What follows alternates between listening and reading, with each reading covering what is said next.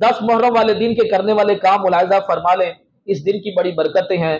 اس میں 22 کام بیان ہوئے ہیں جو 10 محرم والے دن کرنے چاہیے۔ نمبر 1، آج کی رات عاشورہ کی رات ہے، غسل کیا جائے کہ یہ پانی زمزم کا پانی سارے پانیوں میں شامل ہوتا ہے، تو جو بندہ 10 محرم کو یا عاشورہ کی رات کو غسل کرے گا پورا سال بیماریوں سے محفوظ رہے گا۔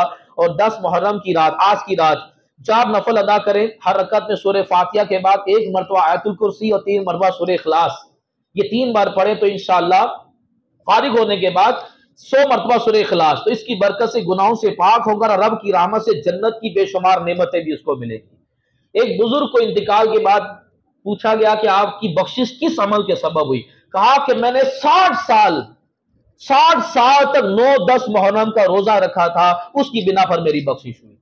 ایک کفن چور نے توبہ کی تھی، اس میں 5 قبروں میں عذاب تھا اور 1 قبر جنت کا باغ تھی۔ اس سے پوچھا کہ تمہاری قبر جنت کا باغ کیا؟ اس نے کہا کہ میں عاشورہ کی رات کو عبادت میں گزارتا تھا۔ تو آج کی رات کو کچھ نہ کچھ عبادت کیجیے۔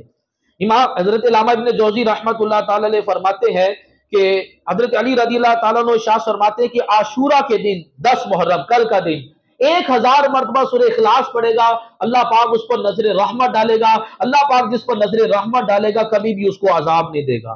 فرمایا کہ 10 محرم والے دن آدم علیہ السلام کی توبہ قبول ہوئی تھی، 10 محرم والے دن کثرت کے ساتھ توبہ استغفار کریں۔ نمبر 4، والدین کا اکرام کریں، غصے پر قابو کریں۔ حسین اس چیز کا، امام حسین کے سامنے مولا علی رضی اللہ تعالیٰ کو برا بلا کہا جا رہا تھا۔ آپ نے ایک آیت کریمہ پڑھی کہ عفو درگزر کرو، معاف کرو، جاہلوں سے منہ پھیر لو۔ آپ چاہتے تو اس کے ساتھ لڑ سکتے تھے، لیکن آپ نے عفو درگزر کا معاملہ کیا۔ غصے پہ کنٹرول ہونا چاہیے۔ نمبر 6، راستے سے تکلیف دہ چیز دور کریں۔ نمبر 7، نوافل کی کثرت کریں۔ نمبر 8، عصمت سرما لگائیں۔ حضور نے فرمایا 10 محرم کو عصمت سرما لگائے گا، اس کی آنکھیں کبھی بھی نہیں دکھیں گی۔ نمبر 10، فضولیات سے بچیں، رشتہ داروں سے ملاقات کریں، زیارت قبور، قبرستان جائیں۔ لیکن ہم نے ایک نیا فیشن بنایا ہوا ہے، قبروں کی لپائی کرنا شروع کر دیتے ہیں اور عورتیں بھی قبرستان پہنچی ہوتی ہیں۔ عورت کا قبرستان جانا جائز نہیں، قبروں کی لپائی کرنا جائز نہیں۔ اس صورت میں لپائی کی جائے گی جب قبر کو لپائی کی ضرورت ہو۔ قبر خراب ہے تو کرے، ورنہ نہیں۔ قبر کو بلا وجہ جا کر مٹی پانی ڈالنے کی بھی ضرورت نہیں ہے، بلا وجہ لپائی کرنے کی بھی ضرورت نہیں ہے۔ اور ایک اور مسئلہ ذہن نشین کر لیں، بارشوں کی وجہ سے قبریں خراب ہوئی ہیں، بہت سارے فون آتے ہیں کہ قبر گر گئی ہے کیا کریں؟ تو یاد رکھیے گا قبر کھولنا بالکل اس کی اجازت نہیں ہے۔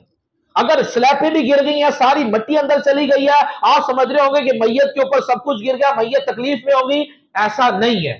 بالکل مٹی نکالنے کی، سلیب نکالنے کی اجازت نہیں ہے، اسی طرح اس کے اوپر مٹی ڈال کر قبر ٹھیک کر دیں گے۔ ہاں، قبر کھولنے کی ایک ہی جائز صورت ہے کہ جب میت کا جسم کفن نظر آ رہا ہو۔ اگر نظر آ رہا ہے تو پھر آپ بالکل اس کو اندر سے مٹی سلیپیں نکالیں، بھلے میت کو بھی باہر نکال لیں اور قبر کو بالکل درست کر کر دوبارہ سے ان کو دفن کر لیں، یہی جائز صورت ہے۔ اگر میت کا بالکل کفن جسا نظر نہیں آ رہا تو اس کو جھانکی مار کر اس کو دیکھنے کی کوشش کرنے کی بھی اجازت نہیں ہے، اسی طرح اس کے اوپر مٹی ڈال کر جو ہے وہ درست کر دیا جائے گا۔